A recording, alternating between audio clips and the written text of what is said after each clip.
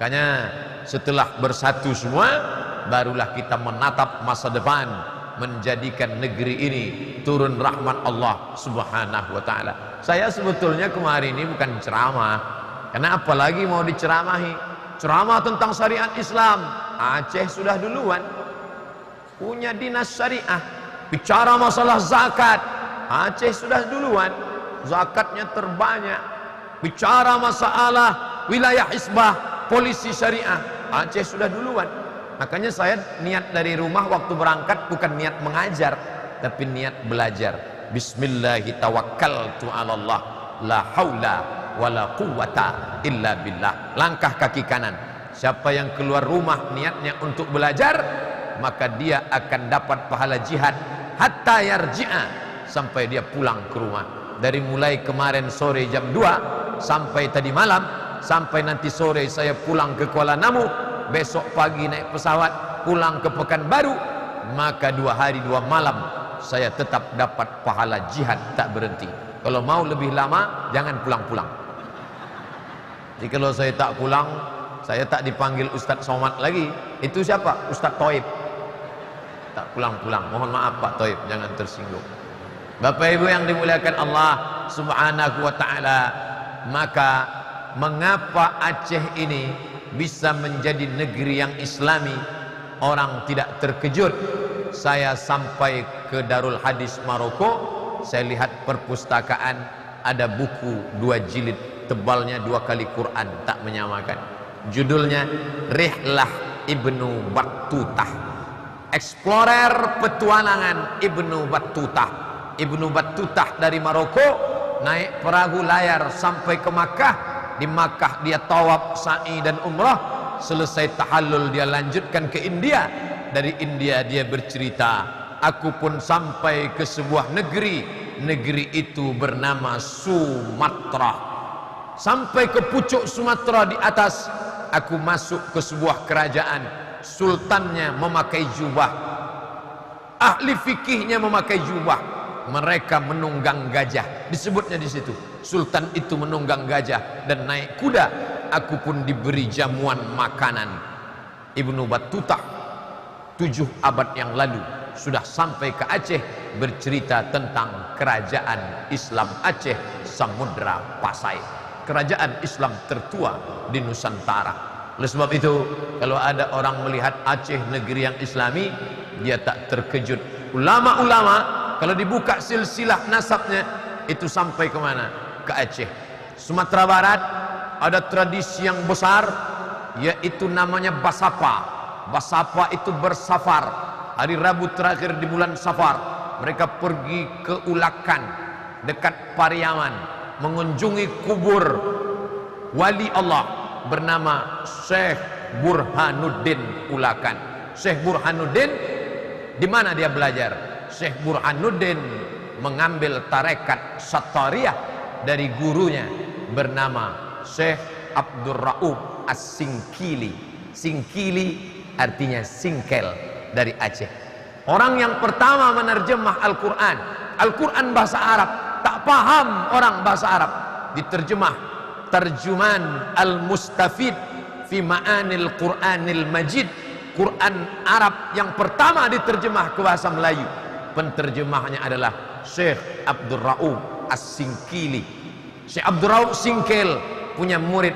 Muridnya yang satu pergi ke Sumatera Barat, itulah dia Syekh Burhanuddin Ulakan. Yang satu lagi pergi ke Jawa Barat, menjadi pengembang Islam di Jawa Barat, itulah dia Syekh Abdul Muhi. Syekh Abdul Muhi mengembangkan Islam di Jawa Barat, mengambil dari Syekh Abdul Raub Singkili. Yang satu lagi pergi ke Sulawesi, dia adalah Syekh Yusuf Al-Makassari Tajul Khalwati. Itu pun 3 silsilah nasab. Syekh Yusuf Al-Makassari, Syekh Abdul Raub As-Singkili, Syekh Abdul Muhi Pamijahan, Syekh Burhanuddin Ulakan, semuanya mengambil dari Syekh Abdul Raub As-Singkili. Saya melihat buku emak saya kecil, Perukunan Melayu. Bapak Ibu yang sudah agak tua, umur 60-70, belajar sholatnya dari mana? Perukunan Melayu. Perukunan Melayu itu adalah ringkasan dari kitab Sabilal Muhtadin, kitab fikih yang ditulis ulama dari Kalimantan Selatan, namanya Syekh Muhammad Arsyad Al-Banjari. Al-Banjari orang Banjar, As-Singkili orang Singkel, Al-Kutacani Kutacani. Ada namanya ulama Syekh Muhammad Arsyad Al-Banjari menulis kitab fikih namanya Sabilal Muhtadin. Sabilal Muhtadin, orang Banjar Kalimantan Selatan sangat cinta kepada Syekh Muhammad Arsyad Al-Banjari, maka dibangun satu masjid besar, nama masjid itu Masjid Sabilal Muhtadin. Tapi banyak orang keliru. Syekh Muhammad Arsyad Al-Banjari menulis Sabilal Muhtadin itu adalah kitab syarah, penjelasan. Kitab induk intinya apa? Intinya adalah kitab Siratal Mustaqim yang ditulis oleh Syekh Nuruddin Ar-Raniri, ulama Aceh, yang namanya diabadikan menjadi UIN, IAIN Ar-Raniri, yang berubah menjadi UIN Ar-Raniri. Maka berbicara Islam adalah berbicara Aceh, dan Aceh adalah Islam, simbol kejayaan Islam. Sebelum Nabi Muhammad lahir, orang Mesir sudah datang ke Aceh. Orang Mesir ke Aceh mau ngapain? Dia mau mencari ada satu batang pokok kayu, kalau dipotong keluar getahnya, dan getahnya itu namanya kamper. Getah kamper itu mereka bawa untuk mengawetkan mayat. Mayat kalau dikasih kamper maka tidak akan dimakan cacing. Kamper itu adalah kapur, dan kapur yang paling tua di dunia kita menyebutnya kapur Barus.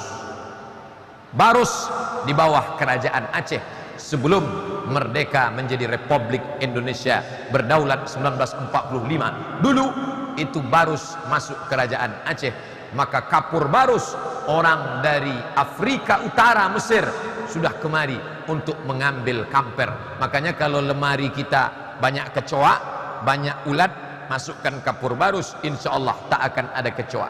Maka badan kita kalau tidak mau dimakan ulat, makanlah kapur Barus. Bapak Ibu yang dimuliakan Allah Subhanahu wa taala, menjadi orang Aceh adalah kebanggaan, terlepas dari sukunya, tapi dia sudah menjadi wilayah kekuasaan, kebanggaan luar biasa. Dari mana? Dari provinsi Nangrok Aceh Darussalam, yang punya khazanah keilmuan dalam bidang tasawuf, dalam bidang fikih, dalam bidang hadis. Tapi jangan bangga dulu, di balik kebanggaan itu ada tanggung jawab yang luar biasa di masa akan datang. Makanya saya senang berjumpa dengan alumni Al-Azhar. Assalamualaikum. Waalaikumsalam. Ustadz Abdul Somad. Betul, kami alumni Al-Azhar. Masya Allah. Tamat berapa? Pertama jumpa saya. Tamat berapa? Tamat tahun 96. Oh, guru saya tingkat tinggi, senior-senior saya, tuan-tuan guru saya tamat dari Al-Azhar. Si anu sudah punya pondok pesantren di sini, si ini sudah punya pondok pesantren di sini, si ini sudah punya pondok pesantren di sini. Makanya kalau kita kalah dalam politik, kalah dalam ekonomi, jangan sedih, karena dalam pendidikan kita tak boleh pernah kalah. Saya tak tahu di Kutacane, tapi di tempat saya, ibu-ibu kalau nyekolahkan anak ke pesantren banyak yang nangis. Pulang dari nengok pesantren, matanya berair merah, bengkak. Ibu nangis kenapa, Bu? Sedih Pak Ustadz, tadi di pesantren nengok kasur anaknya tipis, di rumah spring bed 2 lapis. Sedih kenapa, Bu? Sedih Pak Ustadz, di rumah cabainya dibelah, bijinya dibuang, takut anaknya kepedasan. Di pesantren jangankan bijinya, batangnya di blender. Di rumah ikannya dipanaskan, enak nak. Di pesantren kami dulu, saya dengan kawan-kawan dari Aceh, dari Langsa, dari Biren, dari Loksmawe, termasuk yang saya sebut tadi dari Kutacane. Santrinya berapa waktu kami di pesantren? 1.800 orang. Pesantren apa namanya Pak Ustadz? Tak boleh sebut nama, menjaga kode etik jurnalistik. Ngantrilah kami bawa piring, mau makan buka puasa nih. Allahu Akbar, Allahu Akbar. Habis sholat ngantri, pas mau ngambil nasi azan isya. 1.800 orang. Masukkan gulainya, saking kan kuatnya, tumpah ke muka gua. Kan? Azan isya baru berbuka. Rela dari Kutacani. Saya baru tahu sekarang perjuangan kawan-kawan saya dari Kutacani sekolah dulu ke pesantren dari tahun 1993 sampai sekarang. Sekarang kalau ditanya, kemana si Anu dulu? Sudah menjadi pegawai Pemda. Kemana si Anu? Sudah mendirikan pesantren. Si Anu sudah menjadi ketua Ikatan Alumni Timur Tengah. Itu kebanggaan luar biasa. Bapak ibu kaya, punya duit banyak, tinggal. Saya dibawa ceramah ke satu daerah perkebunan. Ustaz Somad, ya, ini kebun sawit, ya. Ini yang punya satu orang Pak Ustaz. Wah ya. Ini karet Pak Ustaz, karet. Yang punya satu orang. Berarti 2 orang? Enggak, 1 orang. Ini ruko Pak Ustaz, ruko. Yang punya pun 1 orang. Berarti ini sama ini 2 orang. 1 punya dia semua. Mana dia sekarang? Mati. Nyata orang kaya mati juga. Apa yang dia bawa? Saya tanya, ada dia bangun masjid? Tak ada. Tak sempat dia bangun masjid. Oke, masjid tidak ada. Ada dia bangun MDA, Madrasah Ibtidaiyah. Sibuk ngitung duit. Tak sempat bangun sekolah. Andai dia ada bangun masjid, orang sholat di masjid mengalir pahalanya macam tetesan embun di tengah gurun pasir yang panas. Andai dia ada bangun MDA, anak-anak baca Quran, mengalir pahalanya.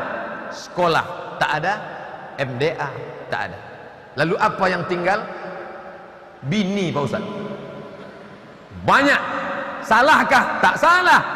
Tapi kalau sempat mendidik anak, ada anaknya jadi ulama, ada anaknya jadi bupati yang membangun masjid Islamic Center, ada anaknya yang jadi anggota dewan memperjuangkan Pemda Syariah, ada anaknya yang jadi orang kaya yang menyekolahkan anak yatim. Tak ada.